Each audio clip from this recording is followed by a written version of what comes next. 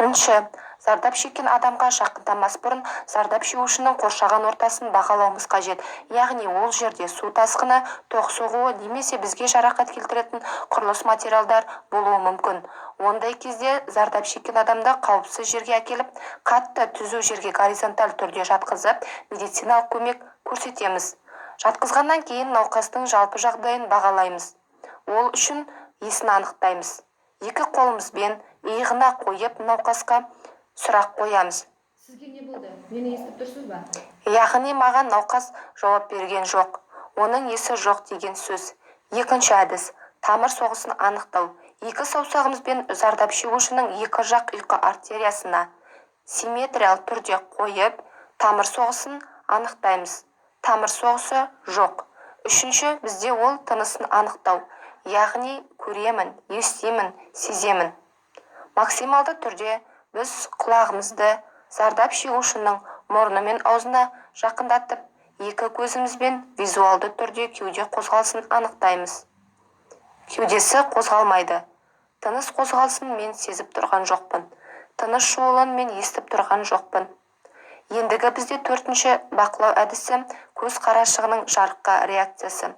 Яғни бірінші және екінші саусағымызбен көзді ашамыз. Көз қарашығы қозғалыссыз, көз қарашығы ұлғайған, яғни науқаста клиникалық өлім. Бірден жедел жәрдем қызметіне телефон соғамыз. Ер адам 53 жаста, тынысы жоқ, тамыр соғысы жоқ, көз қарашығы кеңейген. Жедел жәрдем келгенше бірден жүрек өкпе реанимациясын бастаймыз. Яғни науқастың аяғын көтеруіміз қажет. Ол үшін бізге қолымызға түскен затты аяғының астына қойып, аяғын 45 градусқа көтереміз. Кеудесін киімдерден босатамыз. Белбеуі болса, оны ағытып, шалбарын босатамыз. Мойнында шарф, галстук, тағы басқа заттардан босатамыз. Ендігі әдіс жүрекке тікелей емес массаж жасау. Ол үшін компрессия жасау алдында алақанымызды кеуде торының төменгі 3/1 бөлігіне және семсер тәрізді өсіндісінен 3 саусақ сол жаққа қарай алақанымызды қойып, екінші қолымызбен көмекші ретінде алақанымызды бір-біріне құлып тәрізді беттестіріп қоямыз. Қолымызды қойған кезде білегіміз түзу тұру қажет. Яғни 90 градуста. Компрессия тереңдігі 5 см, жиілігі 1 минутта 100-120 рет. Яғни 18 секундта 30 рет. Алақанымызды кеуде торынан алмауымыз қажет. Мен компрессияға кірісемін. Ендігі әдіс зардап шегушіге жасанды дем жасау. Ол үшін науқастың басын бұрып, ауыз қуысын тазалау қажет. Қолымызға түскен дәкені саусағымызға орап, ауыз қуысын бөгде заттардан, құсық қалдығынан, сілекейден, тілдің артқа кетіп қалған болса, тілін физиологиялық қалыпқа қоямыз. Ендігі біздің әдісіміз сафардың үштік әдісі.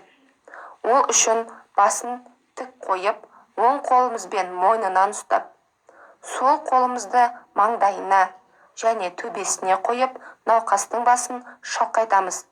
Бұл сафардың бірінші әдісі. Екінші әдісі 4 саусағымызды төменгі жақ сүйегіне қойып, бас бармағымызбен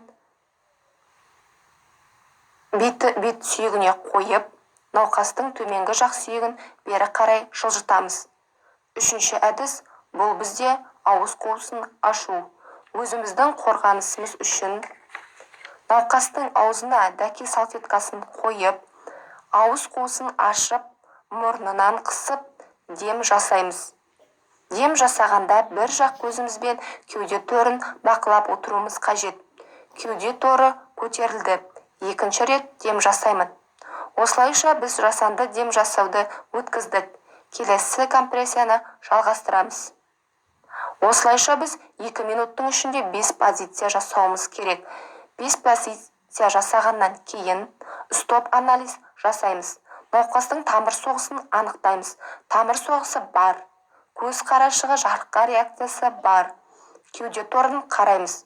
Қозғалып жатса, тынысы бар деген. Егер бәрі қалыпты болса, науқасты жедел жәрдем қызметі келгенше бір жақ орнына жатқызамыз. Ол үшін науқастың өзімізге жақын тұрған қолын бүгеміз. Аяқ астындағы сумканы алып тастаймыз. Екінші, өзімізден алыс жатқан қолын көтереміз. Өзімізге жақын жатқан аяқты бүгеміз. Науқастың иығынан және жамбасынан ұстап, осылайша науқасты өзімізге бұрамыз. Осындай қалыппен жедел жәрдем қызметін күтеміз.